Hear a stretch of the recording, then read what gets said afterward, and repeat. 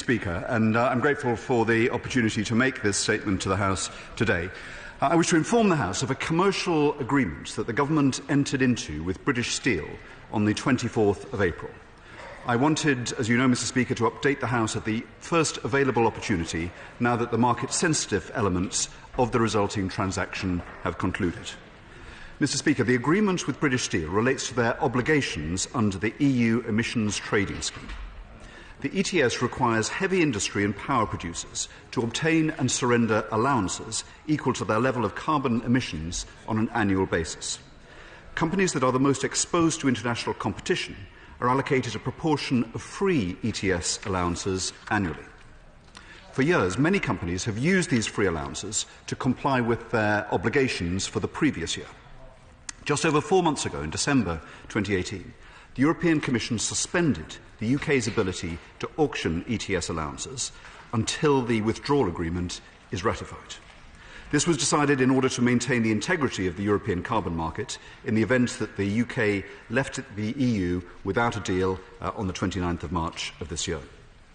This position means that free allowances for 2019 have not yet been issued.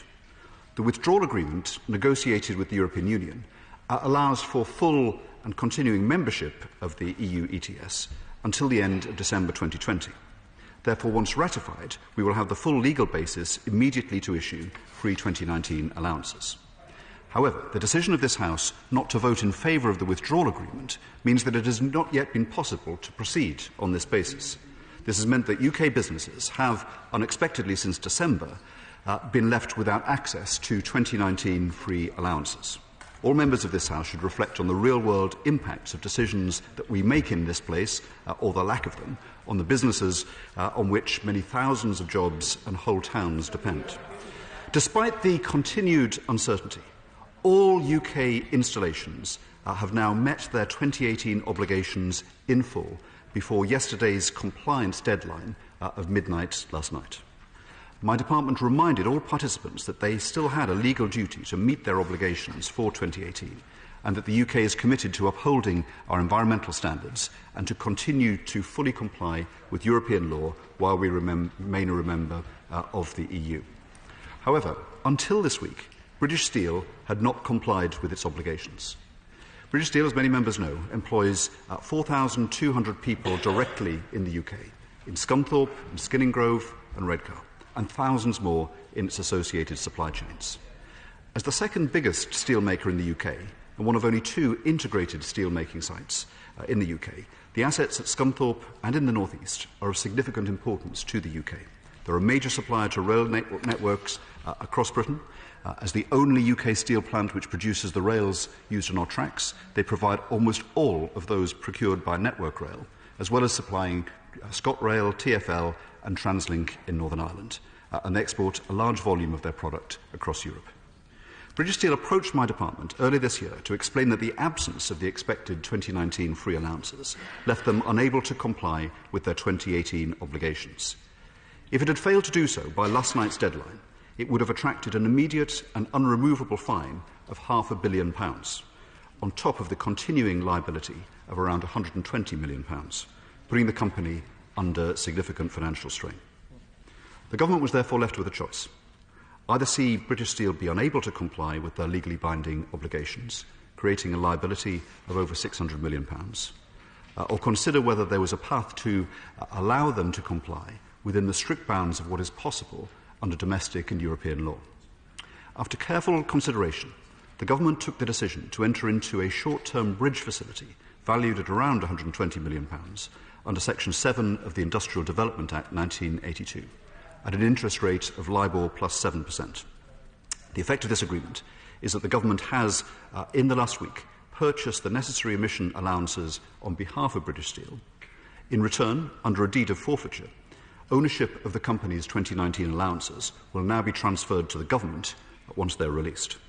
Through the subsequent sale of these 29 allowances, we expect the taxpayer to be repaid in full. The 2019 allowances are more than are needed to fulfil the 2018 obligations, and all of them will come to the Government. The terms of the deal ensure that if the price of allowances were to rise, the taxpayer would receive half of any financial upside once the allowances are sold back into the market. to ensure that taxpayers protected in the event that allowances were to fall. Under the terms of the deal, British Steel has been required to underwrite any shortfall and are covering the cost of arranging the facility.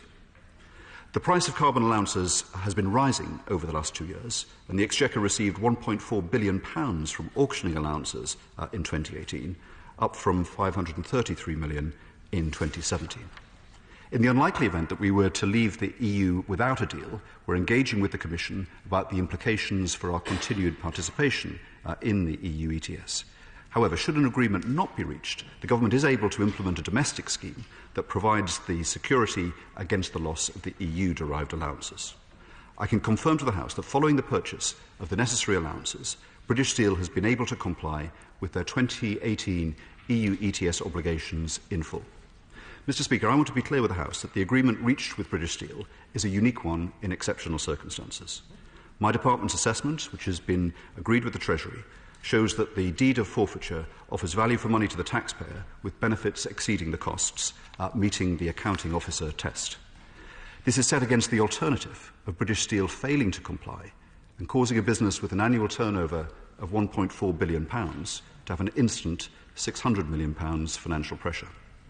This is a position that was supported by the Independent Industrial Development Advisory Board, who assessed the proposal in their statutory role and agreed with the value for money assessment. I'm placing in the library of both Houses a copy of my accounting officer's letter to the Chair of the Public Accounts Committee and the Controller and Auditor General, and I've written to the Chairs of the BEIS and Treasury Select Committees.